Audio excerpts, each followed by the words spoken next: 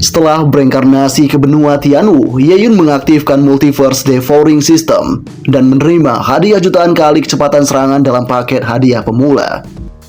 Sejak saat itu, dia menjadi pembangkit tenaga listrik yang tak terkalahkan. Seperti kata pepatah dalam dunia seni bela diri, kecepatan adalah yang terpenting. Dan dia berhasil mengeksekusi 35.000 orang dengan satu serangan pedang dan 87.000 orang dengan satu ayunan pedang. Dan tak lupa, dia juga berhasil melepaskan berbagai teknik tinju dan seni rahasia. Gimanakah kisah lengkapnya? Langsung saja kita masuk ke ceritanya.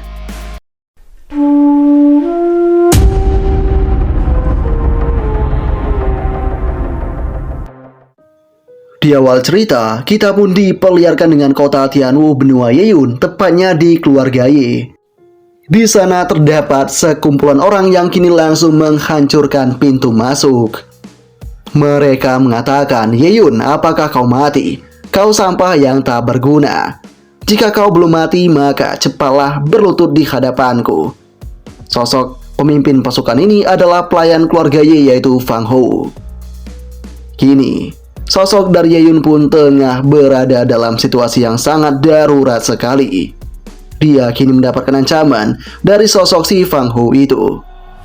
Fang Hou mengatakan, "Kau benar-benar jenius pada tahap ke-9 dari tubuh penempa. Bahkan setelah terkena racun Soul Eroding Course dalam dosis tinggi, kau tidak langsung mati. Sebagai sesama anggota keluarga Ye, aku akan mengirimmu dengan serangan langsung." Ketika ini terjadi, tak disangka Ye Yun masih bisa untuk menatap tajam. Ye Yun kemudian langsung diserang oleh para pasukan itu. Dan dengan begini, Ye Yun lantas langsung menghadapi mereka semua dengan kecepatannya. Tak tanggung-tanggung, Ye Yun membinasakan mereka dengan sangat kejam sekali dan langsung memotong mereka dengan beberapa bagian. Ye Yun kini mengatakan, "Aku akan memberikan kalian sebuah nasihat. Sebelum mengambil tindakan, minimalkan omong kosong terlebih dahulu." Yah, kini pembantaian mulai terjadi di tempat itu. Si Fang Hou pun sangat terkejut akan adanya hal ini.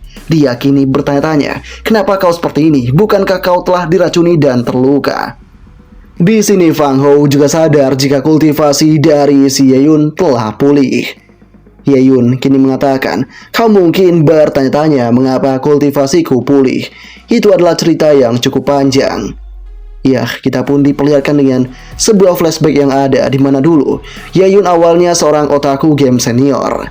Suatu hari dia terbangun dan menemukan dirinya berinkarnasi ke dalam tubuh tuan muda dari keluarga Ye di kota Baiyun dengan nama dan nama keluarga yang sama.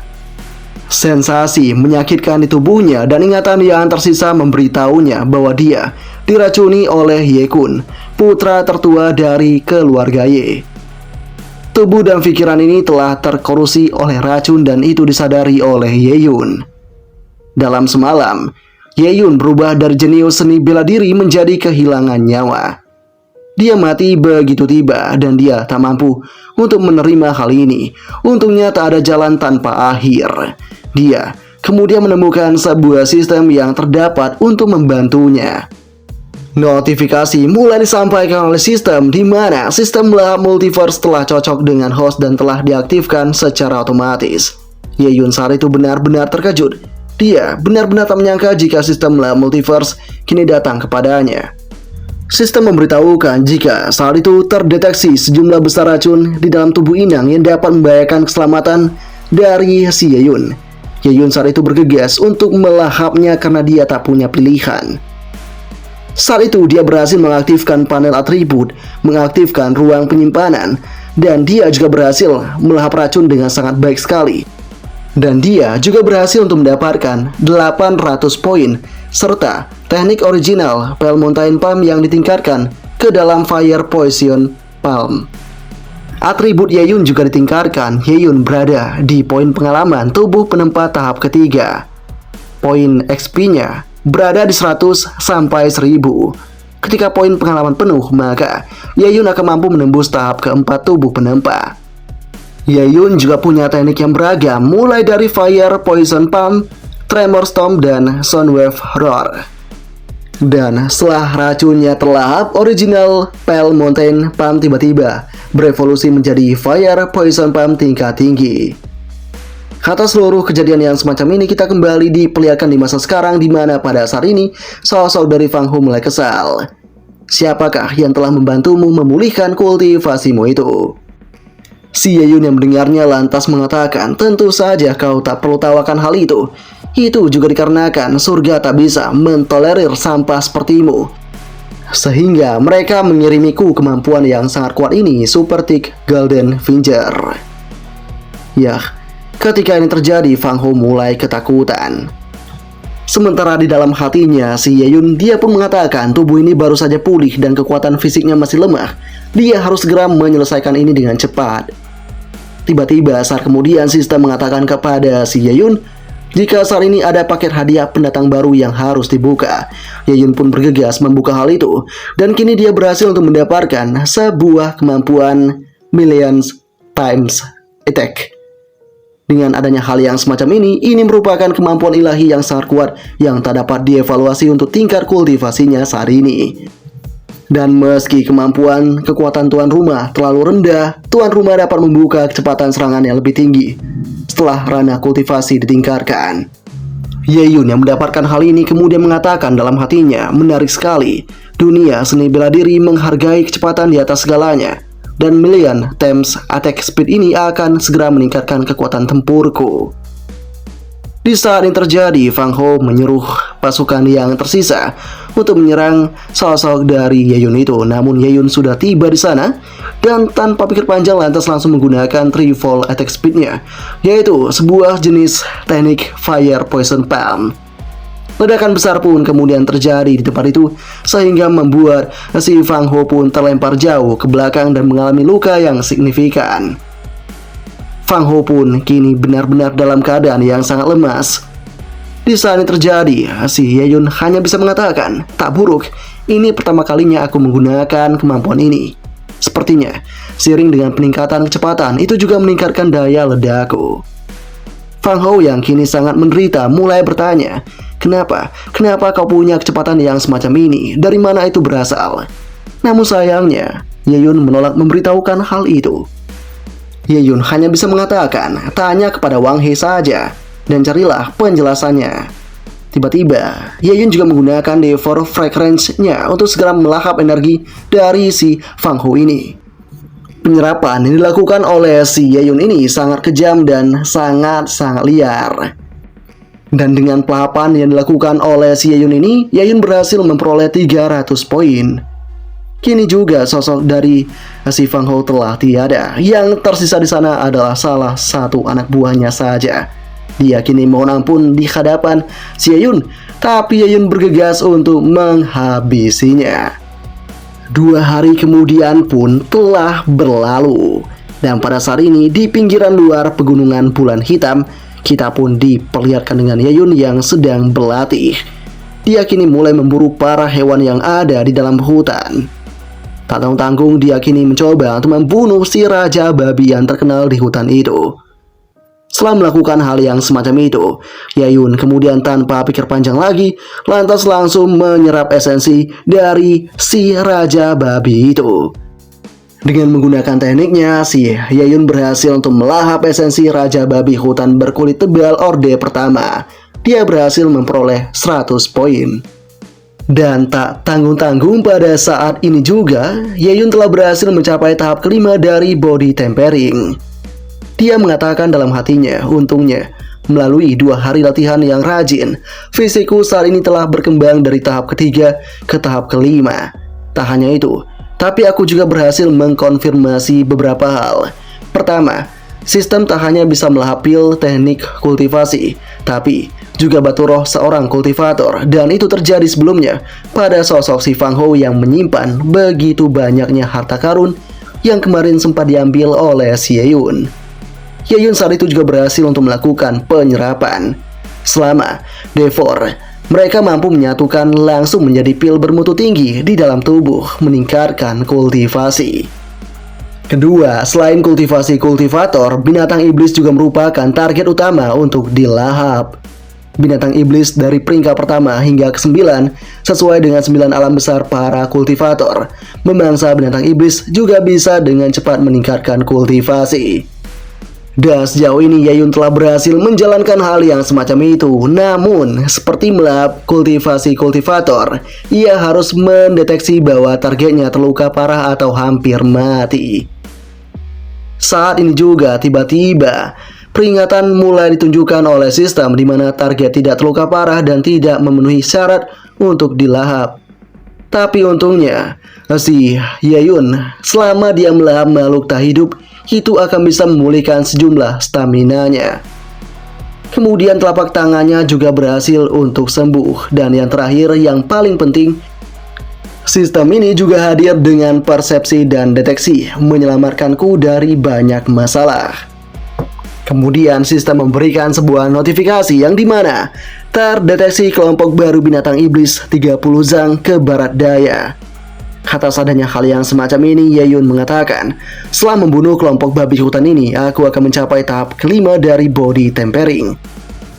Dan aku masih perlu banyak hal agar naik ke tingkat yang selanjutnya. Yayun kini mulai melangkah. Yayun kini berhasil tiba di dalam halaman keluarga Ye. Dia kini mengatakan, aku telah melahap sebagian besar binatang iblis di pinggiran luar pegunungan bulan hitam.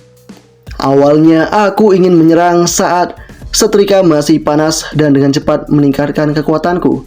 Tapi ada penghalang di sana. Ada batasan di lingkaran dalam. Itu membutuhkan upaya gabungan dari 3 klan utama untuk membukanya. Yayun akan memikirkan metode kultivasinya untuk besok. Ketika dia mencoba untuk masuk ke dalam kediamannya, tiba-tiba saja dia pun diserang oleh segerombolan pasukan. Saat ini orang-orang itu mengatakan, Yayun, kau berani membunuh orang-orangku. Yayun dalam posisi yang sangat terjebak sekali. Ya, salah satu pemimpin kini mencoba untuk mengarahkan pedangnya ke Yayun itu.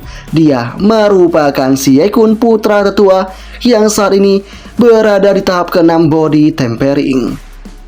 Mengetahui adanya Yekun membuat si Yayun mengatakan dalam hatinya, selain Yekun, semua kultivator lainnya telah mencapai tahap ke-7 dari body tempering. Kemudian Yekun mulai mengatakan kepada si Yayun ini, racun soul eroding course yang kudapatkan secara khusus dari perbatasan selatan tak mampu ternyata untuk membunuhmu. Di dalam hatinya, Yekun juga mengatakan, Yayun ini sudah 2 hari telah berhasil untuk menembus ke tahap kelima dari body tempering. Ini sangat bahaya jika dibiarkan. Ya, kini pertarungan akan segera terjadi di antara mereka. Yekun kini menegaskan, biarkan aku menyiksamu sekali lagi dengan tanganku sendiri. Sebuah serangan pun kini dikeluarkan oleh Yekun, namun itu berhasil ditahan dengan cepat oleh si Yayun itu. Dan tak tanggung-tanggung, Yayun kini berhasil untuk mematahkan lengan dari si Yekun itu sehingga membuat Yekun kesakitan. Para pasukan mulai panik dengan keadaan itu karena tuan muda Yekun mereka tengah dihajar. Mereka mulai menyerang ke arah si Yayun. Tapi Yayun berhasil untuk menahan hal itu dan bahkan Yayun juga kini mulai melumpuhkan satu persatu persendian yang terdapat pada tubuh si Yekun. Yekun pun kini dalam penderitaan yang benar-benar parah. Yekun mulai semakin rapuh, apalagi pada saat ini kakinya juga telah dipatahkan oleh si Yayun. Para pasukan pun kini kembali menyerang ke arah Yayun itu, tapi Yayun kini bergegas untuk menghadang semua pasukan itu. Pertarungan kini mulai terjadi di sana. Dengan kecepatannya, Yayun berhasil membuat para pasukan itu kocar-kacir. Mereka pun kini mulai mengatakan apa yang sedang terjadi. Bagaimana anak ini bisa begitu cepatnya? Dia padahal hanya berada di tahap kelima dari ranah body tempering saja. Dan atas kebingungan mereka itu, si Yayun semakin mudah menghabisi mereka semua. Yayun kini juga berhasil untuk membuat sosok dari Yekun terpukul mundur ke belakang. Yekun kini merasa jika ini sangat tidak mungkin sekali. Dia juga melarang Yayun untuk mendekat ke arah dirinya itu. Namun sayang, Ye-yun tidak peduli dan tetap untuk mendekat ke arah si Ye-kun itu sambil mengatakan, "Jadi, kau yang telah menikmati untuk meracuni orang."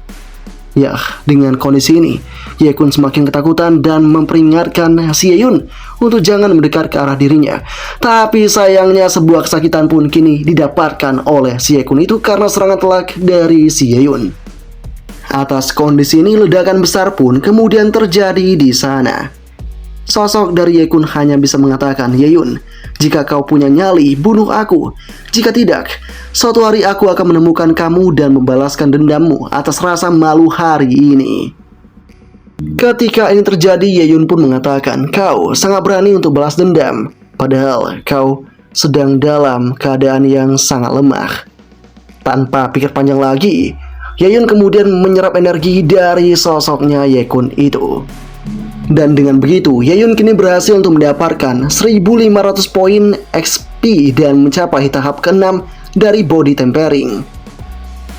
Di saat ini terjadi, si Ye-kun hanya bisa mengatakan, "Tunggu, kultivasiku telah benar-benar hilang. Apa yang sebenarnya kau lakukan padaku, bajingan?" Di saat ini terjadi, Ye-kun sudah dalam keadaan yang sangat-sangat tak tahu harus berbuat apa lagi. Dan Ye-yun kemudian mengatakan, "Aku hanya membayarmu kembali 10 kali lipat untuk apa yang kau lakukan kepadaku saat itu. Sekarang lebih baik kau merangkak keluar dari tempatku seperti anjing yang tak tahu diri."